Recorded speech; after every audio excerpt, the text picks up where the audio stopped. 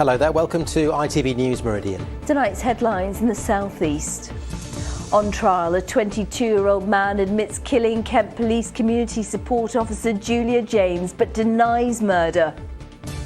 Hoping to save lives, the training being given to rail staff so they can spot people struggling with their mental health.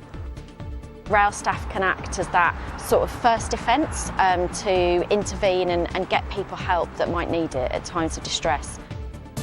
We're also talking about exam stress. After they were cancelled during the pandemic, SATs, GCSEs and A-levels are back. We've got tips on how to deal with revision and anxiety. And hundreds of artists in Brighton and Hove open their homes to the public in a festival that's gone global. Good evening. A 22-year-old man today admitted killing Kent Police Community Support Officer Julia James, but denied her murder. Mrs James was attacked as she walked her dog in Woodland close to her home at Snowdown in April last year. On trial is Callum Wheeler from the neighbouring village of Aylsham. The jury heard that a smartwatch worn by Mrs James captured a spike in her heart rate as she tried to flee. Well, Sarah Saunders is live for us this evening at Canterbury Crown Court. Sarah. Yes, today the court heard that Julia James had been subject to a violent and sustained attack. She would often walk her small dog Toby in woods out the back of her house in Snowdown. That dog would stay with her after she'd been attacked. Today the court heard that defendant Callum Wheeler had been waiting in those woods, that he was armed with a railway jack. It's a metre-long heavy metal bar, and that he had ambushed her. For some time, Callum Wheeler denied that he had been involved in the killing, but he does now accept that he killed Julia James. He does not accept that he is guilty of murder. Today, the prosecution said that the court would hear over the course of this trial that the defendant had been roaming around the area 24 hours beforehand, already armed with the large metal bar, and that Julia James herself had been aware of a strange male in the area, that she had told her husband about a really weird dude at the very place that she would later be killed. No one saw the attack on Julia James, but her Apple Watch revealed some evidence that the prosecution said will not be disputed during the trial. At the point she left her house, she was walking along with a normal heartbeat. At the point she said she had seen the mysterious stranger before, her heartbeat peaked. The watch shows that she turned and started to try to retreat, but that she fell face forward and was then repeatedly hit in the back of the head. The Apple Watch shows that after 5 minutes, there was no more evidence of life within Julia James. Today, the prosecution said it is now accepted Callum Wheeler killed Julia James in the way that was described in court. He waited, he struck, and she had no chance of survival. Callum James, however, says he is not guilty of murder.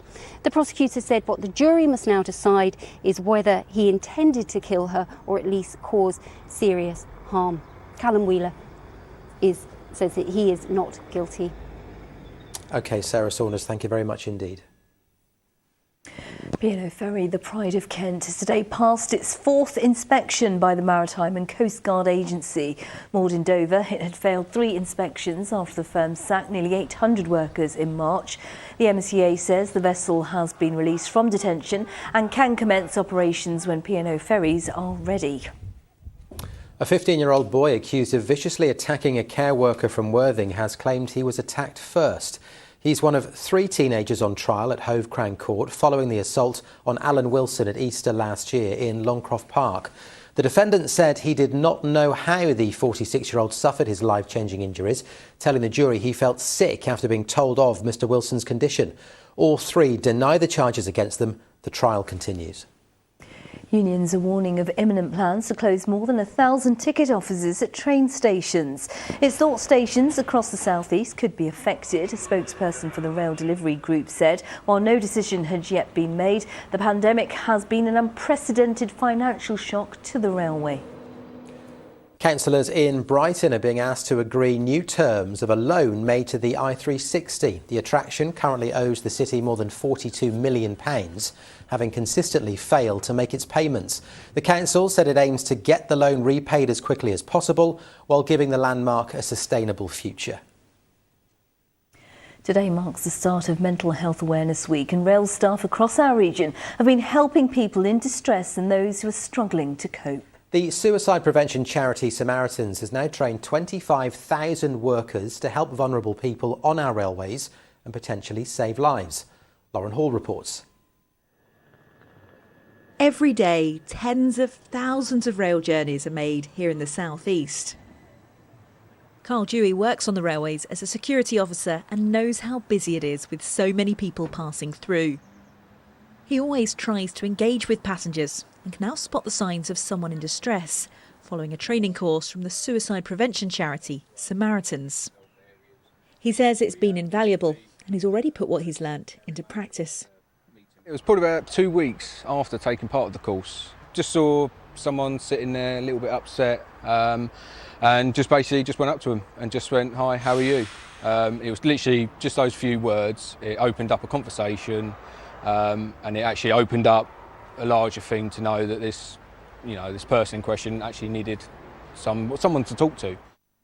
The passenger was very distressed, but Carl and his colleague were able to get them the help they needed. It's hard to believe that, yes, we have saved a life. It's nice, yeah. It does make you smile.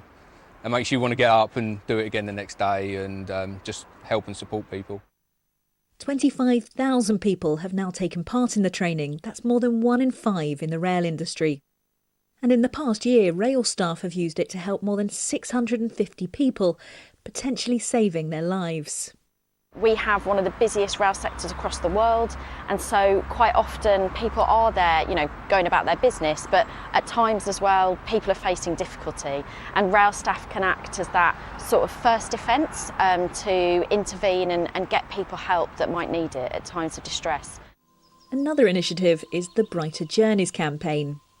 Floral displays will be appearing at railway stations over the next few weeks to get passengers thinking about their mental health. Behind it is Jake Mills, founder of the mental health charity Chasing the Stigma. We all travel through train stations all the time. When we keep our head down, we're just walking through, minding our own business. What we're trying to do here is just make people notice the surroundings a little bit more. Following my own personal battle with depression, which led to a suicide attempt, I didn't know anything about mental health. I was just what I just think of as a really normal lad living a really normal life who became unwell without knowing anything about it. And that's exactly why we're trying to do things with a human aspect, with people at the forefront of what we do. It's hoped the efforts of the railway industry will make a difference, ensuring that passengers' mental health is heading in the right direction. Lauren Hall, ITV News.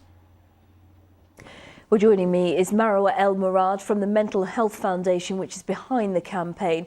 Marwa, we've seen there a story about organisations like Network Rail getting involved in mental health initiatives. It's been 21 years since Mental Health Awareness Week started. How far have we come in that time? Well, we have made huge progress in terms of people now understanding that we all have mental health, just like we all have physical health. And the examples like the one we just heard show that we are now understanding that it's about improving the existing systems and structures around us to support people with their mental health on a daily basis. But there is still a long way to go in terms of understanding truly how affected we are and how different communities are affected, and also in understanding that prevention of mental health problems is possible. So that's a big part of Mental Health Awareness Week. It's about focusing on prevention and how that's possible. And this year's theme in particular is loneliness. Why have you focused on that? Because I think the pandemic made us all realise how vulnerable we can be when we talk about and think about our mental health. Absolutely. The pandemic has shone a light onto what it's like to feel lonely, and we now have a greater understanding of that on a whole. But actually, loneliness is already incredibly common even before the pandemic.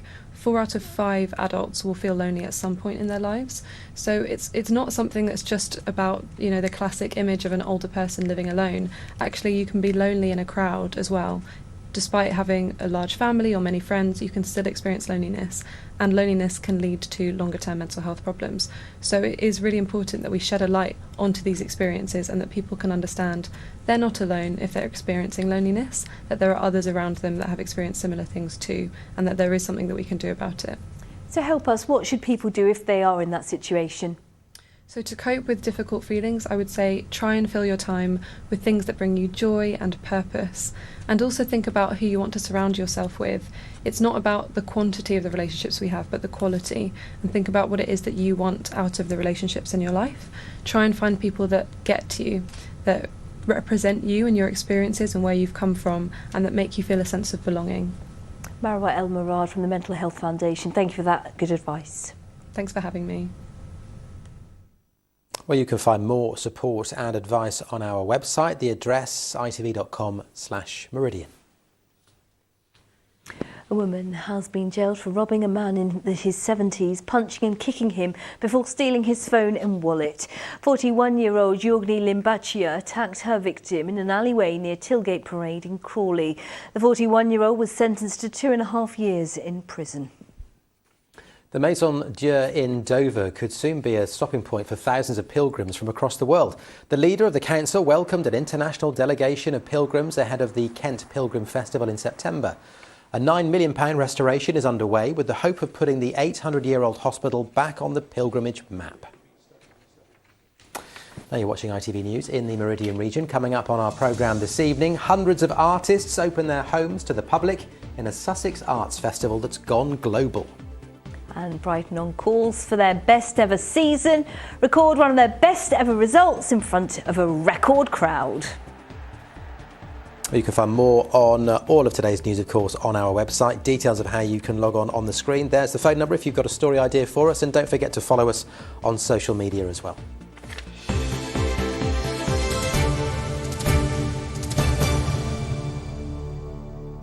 Formal exams are back this year after being cancelled during the pandemic. SATs for primary school pupils got underway today, and GCSE and A-level students have only got a few days before their exams begin. Well, top grades will be pegged back after they soared over the last 2 years when marks were decided by teachers. But while many are welcoming a return to the exam hall, several schools are reporting increased levels of anxiety among pupils. Our social affairs correspondent Christine Alsford has more. At this school, they've prepared pupils for the return of exams as well as they possibly can. But even so, the pressure for sixth formers is intense. They are very anxious. This particular cohort in Year 13 didn't do their GCSEs. They're taking a step into the unknown. They have been practicing examinations. We have finished the specification, but still they're worried about what the examinations will really be like and how they'll be graded. A-level students everywhere are feeling the pressure. For so many, their university places will depend on the results of the first public exams they've ever sat. It's completely unfamiliar to us. It's not a nice feeling going into these exams, almost completely blind. I feel really unprepared. I mean, we can do the amount of practice at home, we can do mocks, but they're not really the same as a real exam with that added pressure of it being real. We haven't done exam style stuff for a long time. It's going to be harder than it would be, and I feel like we won't know how to actually do it correctly. This year's students will be graded more generously than the last time exams were sat in 2019, but they won't get as many top grades as last year.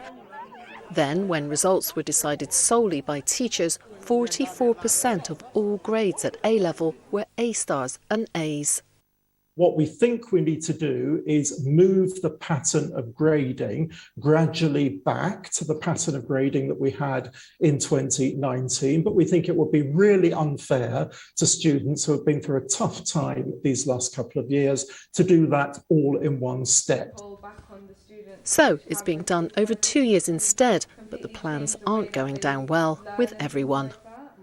I think that it's not really fair, to be honest, because not a lot of students realise that this is what they're trying to do. They're trying to make it go back to before the pandemic started. And in this scenario, the teaching and the learning has been very, very affected. 180, 270. To help students, both A-level and GCSE, who have undoubtedly had their learning affected, some content has been stripped back and students have been given advance notice of topic areas. So you're given a lot more of the formulas than you normally would be. Many secondary school pupils say it's helped a lot. We've got a lot of topics removed, which is a lot less heavy content. Maths, biology, history, all that sort of stuff has been really adapted. chemistry not as much. It's helping that the government has given us sort of advanced information, because it gives us something to be able to work from and revise from. There are lots of gaps that students would have had in their knowledge from the various lockdowns. They've had to face a lot and cram a lot in, but to be honest, the teachers here have bent over backwards to make sure that they've got everything in place that the kids need to do well during those exam series. Those students have Pupils may be back in the exam hall this year, but for how much longer? The exams watchdog now say they're exploring the option to put exams online instead in the future. Christine Osford, ITV News. Well, we're joined by Lorraine Lee, an education expert. Lorraine, I mean, so many issues in that report we just saw there. Let's just keep it fairly general. What support can parents and carers be offering their children and young people at this time? Well, I think the main thing is that we want to keep the household settled and calm. So advice for young people going off into school is engage with their lessons as much as they can, because revision is being done in school, so that's helpful. Go to extra periods at school, extra sessions, revision sessions, go to those, make sure they're doing that, and try and make sure that they're breaking their revision down into small chunks. You don't want to see your young person going for hours and hours and hours, not coming out of their room, because they'll get diminishing returns, and diminishing returns means you can't remember anything, and that dents confidence. So we want to see them having nice breaks, parents helping them with that, maybe knocking on the door, taking a drink in, that kind of thing, just making sure that they're having good breaks and helping them to connect with what school is currently offering, because they're also working hard to make sure that they get everything covered. And what about being in that exam hall? Because we all remember it. And if you've never sat an exam before, because you haven't been able to, what's the advice there? So the biggest piece of advice is to breathe. When people are apprehensive, they pick up the paper, they open it, they take a big breath in, and then they stop. And so when there's no oxygen coming in, what happens is things that you know, you feel you don't know. You feel you don't understand the questions, you feel panicked. And the antidote to panic is we need oxygen. So if they can just say to their child, just breathe as you read through that paper. And if you start to feel all prickly and funny, put it down, sit yourself back, take some breaths, and then pick it up again. Now that will just take probably 10 seconds to do, but it'll get all the blood flow back to the top of their brain, and they'll suddenly think, I do know that, and they'll be able to carry on. So breathing is the biggest tip for during the exam. And just very quickly, we've only got a few seconds left, but what advice if it doesn't go the way the young people want, if they don't get the grades they want? Okay, so firstly, big thing, parents' reactions. We've got to kind of scoop them up and love them at that point and let them know that it's going to be okay. If they're going to uni, you want to be phoning your uni straight away and jumping onto clearing. And if they're going off to college on your enrolment day, they will have guidance and advice for you. The main thing is your child needs to feel they've still got a future and they can still get there. Lorraine Lee, why weren't you around in my day? Thank you so much for coming in and talking to us. You're very welcome. And the ITV Evening News continues here with the national and international news at 6:30. Here's Charlene White. Fairy tales and fascism. Putin attempts to justify invading Ukraine by saying the West provoked the attack. While on Russia's Victory Day, we've been filming on the front line. So they've rushed all of us into one of the dugouts here because of the danger of incoming Russian artillery. Outgoing fire attracts incoming. So Keir Starmer says he'll step down if he's fined by police for breaking COVID rules, and I think it's going to be difficult. Have a dig deep. It's not going to be. The celebrities being put through their paces in the games with some familiar faces. Join us for those stories and so much more from 6:30.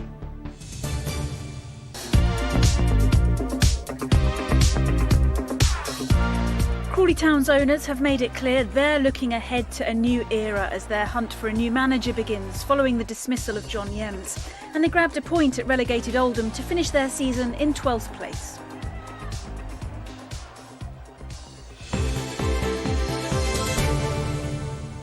Yes, looking forward to seeing who makes the shortlist for that Crawley managerial position. Well, we've reflected on the success of Brighton's men, and their female counterparts ended their season yesterday with plenty of positives. With a 1-1 draw against Everton, Hope Powell's side finished just shy of a record points tally. They ended the campaign in 7th place, just 1 place lower than last season. You know, we're still laying the foundations to push on, and I think this season's proved that the foundations are kind of a little bit deeper than they were before, perhaps, and it's something to build on. And finally, in cricket at Hove, Sussex suffered a shock defeat to Middlesex, who chased down a target of 370 to win their third match in 4 in the County Championship Division 2. And the Sussex women, meanwhile, had plenty to celebrate this weekend, beating Kent and Surrey to be crowned T20 County Champions. Lots of good news coming out of Sussex. Brilliant, Sarah. We enjoyed all of that. Thank you. Now we're going to enjoy this, especially if you're nosy. Well, it started with a handful of artists in Brighton, and they first used their homes to show their work to the public. But 40 years on, the open houses have become a global phenomenon. Well, throughout the month of May, hundreds of properties across the city will display a dazzling array of art for people to come and see, as Malcolm Shaw reports. 1, 2...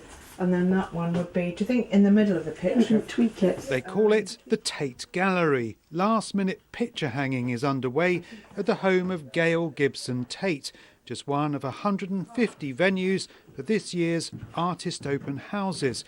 Work by 5 different people lines the walls here.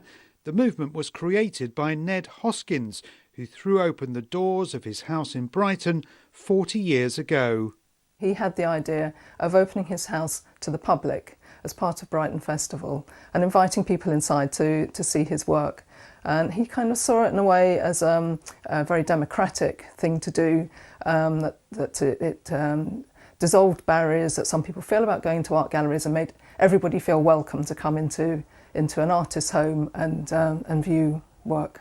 The theme this year is Towards the Light, inspired by Ned Hoskins' love of nature and landscape. The open houses give the artists a unique way of showcasing their work and provide visitors with a rare insight into the creative process.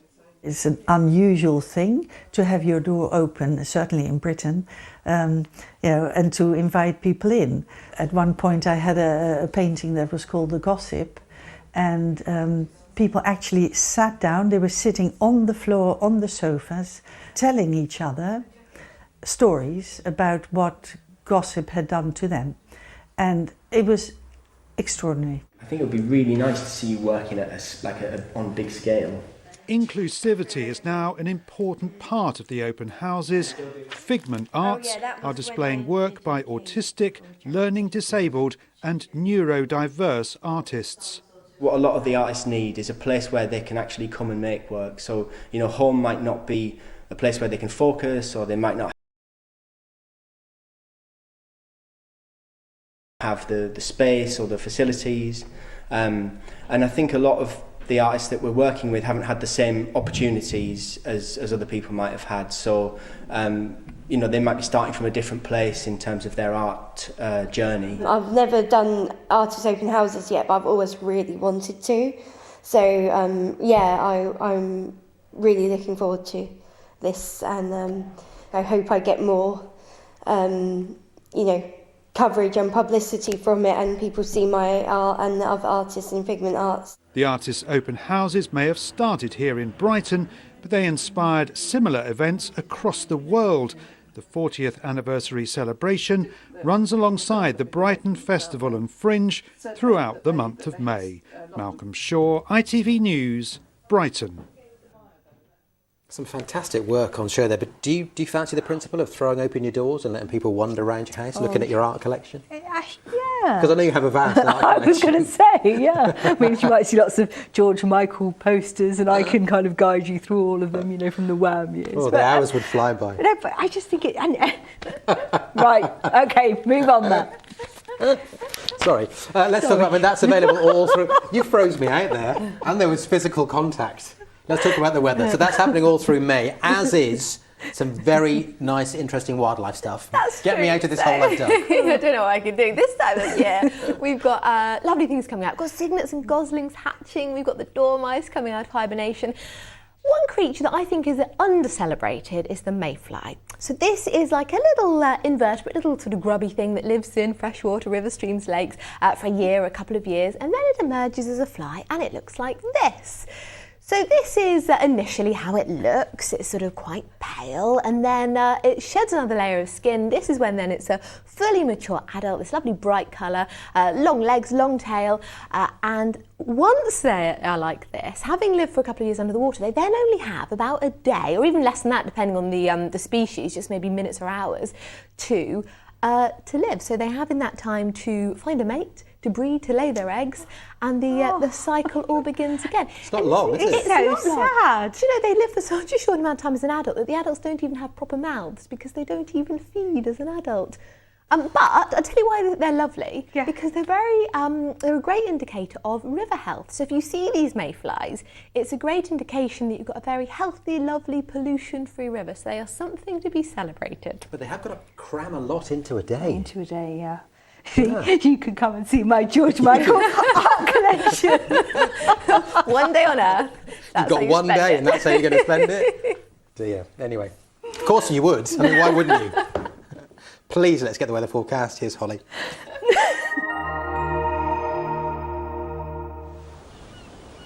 Feels like home, whatever the weather. Valent Boilers and Heat Pumps sponsors ITV Meridian Weather.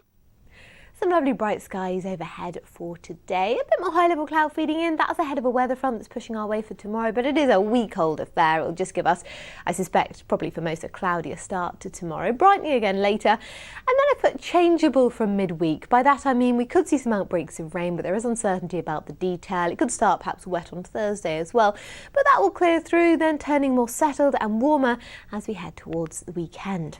So this is the bigger picture. This is our approaching weather front that's not going to bring a great deal of weather. This is the feature giving us a slight headache in terms of the detail for Wednesday, and then high pressure starts to build in for the tail end of the week and for the weekend as well.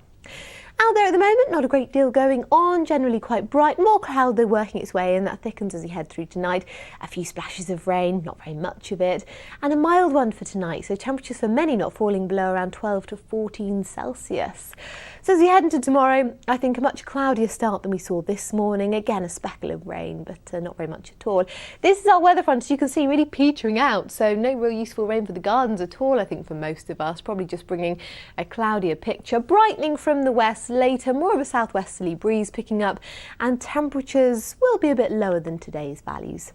Our high tide times, you got Dover there at 6:57 and again at 7:30 as we push into the evening. So here is your outlook. As I say, outbreaks of rain potentially on Wednesday, possibly to start Thursday as well. That should clear through, brightening skies, and as you can see, a settled look as we push towards the weekend with temperatures rising as well. Have a good evening. Take care. Valent sponsors ITV Meridian Weather.